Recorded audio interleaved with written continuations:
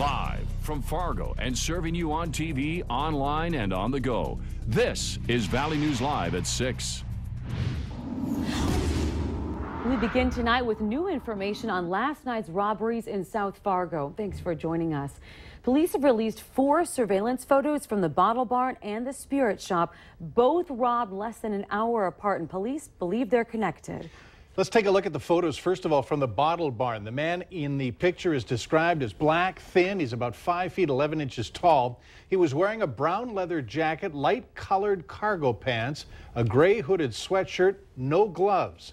Now on to the Spirit Shop photos, where the man here is about 5 feet 8 inches tall, wearing blue jeans, black hooded sweatshirt turned inside out. Both robbers were wearing masks. Now, last night's robberies are the latest in South Fargo, bringing the total to at least 6 since the start of September. First, Taco John's on 32nd Avenue, then the attempt at the Vista Inn and Suites, then a strong armed robbery at Casey's General Store on South University, and the Holiday Station on 32nd, and then last night, the Bottle Barn, followed by the Spirit Shop.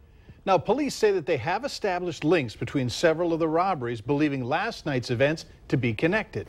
Valley News Team's Bradford Eric continues trying to get the answers from police for you and tells us what the Bottle Barn and Spirit Shop are doing in the wake of these escalating attacks.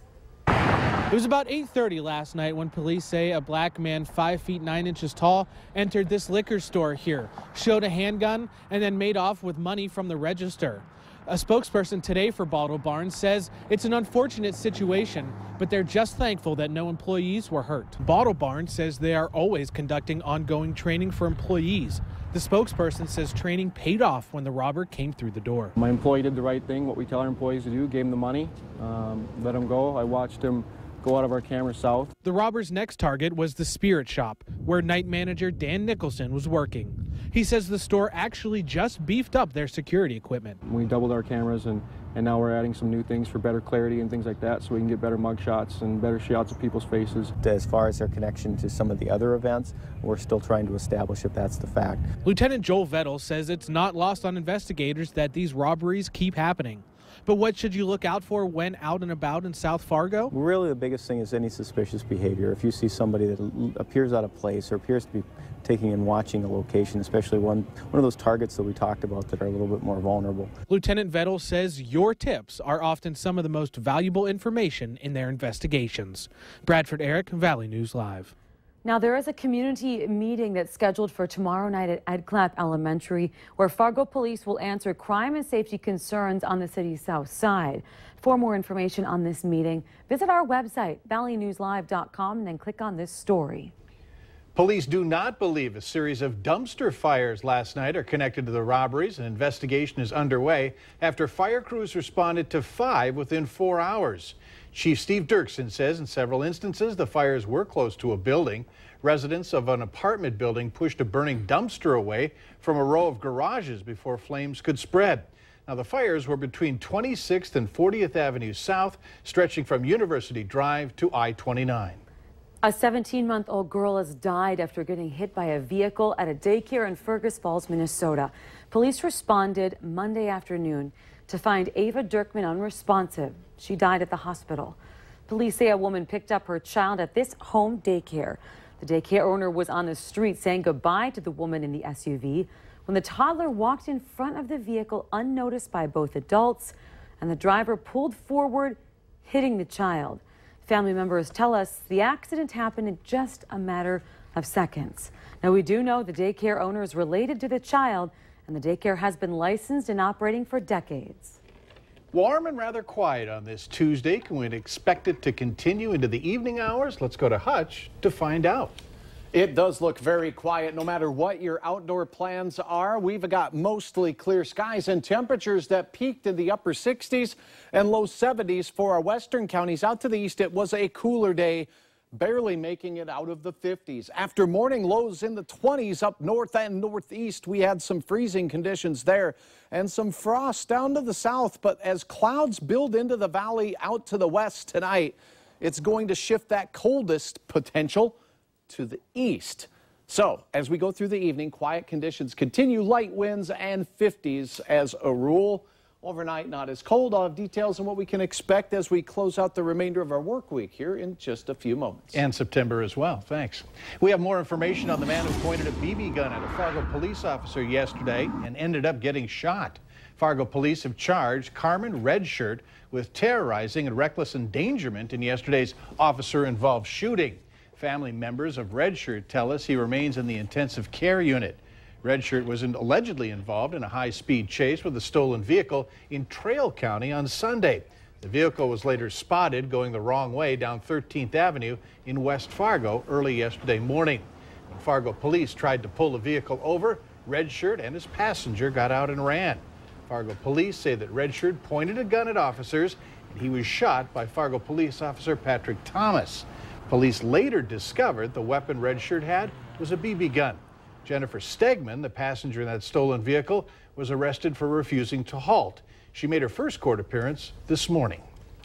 A 24-year-old man has been arrested for allegedly attempting to rape a woman in South Fargo early this morning. Police responded to a domestic incident and heard a woman screaming inside the apartment. The victim told police that Michael Truelove had tried to rape her. Police found Truelove partly unconscious in the apartment and took him to the hospital. He faces charges of attempted gross sexual imposition, felonious restraint, aggravated assault, and interfering with an emergency call. 4 students have been expelled for a full year from the Fergus Falls School District, but school officials say they aren't saying why. The district's business manager says the students violated school policy, but could not comment further, citing a Minnesota state law. Now, the students agreed to the terms of their expulsion and also signed agreements saying they no longer have a right to a hearing. The law says students can be expelled for violating school board regulations, disrupting other education, or endangering other students or school employees.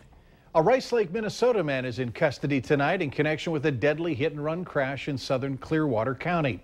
43-year-old Elmer Thompson is facing charges of criminal vehicular operation. Investigators found the body of 35-year-old Russell Oganosh in a ditch Sunday afternoon. Investigators say it appears that Oganosh was walking along the road and was hit by a vehicle, but they're waiting for autopsy results to confirm the cause of death. During his time as UND's president, Robert Kelly has been at the helm for one of the biggest transitions the school's ever seen, moving away from the Fighting Sioux nickname and onto a new one. Today, Kelly focused on his legacy moving forward now and announced some major initiatives for UND during the annual Chamber of Commerce Wake Up with UND breakfast. Valley News Team's Neil Carlson shows us what Kelly has planned. President Dr. Robert Kelly. During the Wake Up with UND breakfast, several UND vice presidents commented on President Kelly's achievements during his 7 years here. For President Kelly, unmanned aircraft systems was in its infancy at UND. He understood and encouraged the vision, and he helped us focus in this emerging area. And UND now boasts expanded class sizes of medical students, health sciences students, and residency trainees. During President Kelly's tenure here at UND, a massive amount of construction is now underway, thanks in large part to state coffers rich with oil tax money. In fact, $250 million worth of construction got underway this summer, including a new medical school, law school renovation, and new energy complex. And today, Kelly announced more than $200 million worth of initiatives for scholarships and research grants. By increasing our research expenditures, we've set a goal for ourselves over the next several years of reaching about $125 million of research expenditures on an annual basis. We plan to put about $100 million more into our endowment for student scholarships, support of our students, our programs, our faculty. Fair to say you'd rather not have your legacy tied to this nickname business? Oh, I think the University of North Dakota is such an exceptional place that if I have any legacy at all, it's just been enhancing the academic programs, building better facilities for our students and our faculty and our staff. As Kelly rolls toward his January retirement, it remains to be seen what his legacy will be following the nickname vote next month. In Grand Forks, Neil Carlson, Valley News Live. President Kelly has also set a goal of having an average student enrollment at UND of 16,000 students. It's currently just under 15,000. Later on Valley News Live at 6, tens of thousands of dollars raised locally for United Way in delicious style. We cooled off this morning with lows in the 30s, but we've rebounded this afternoon. I'll have details on what you can expect as we head into your midweek day coming up right after this.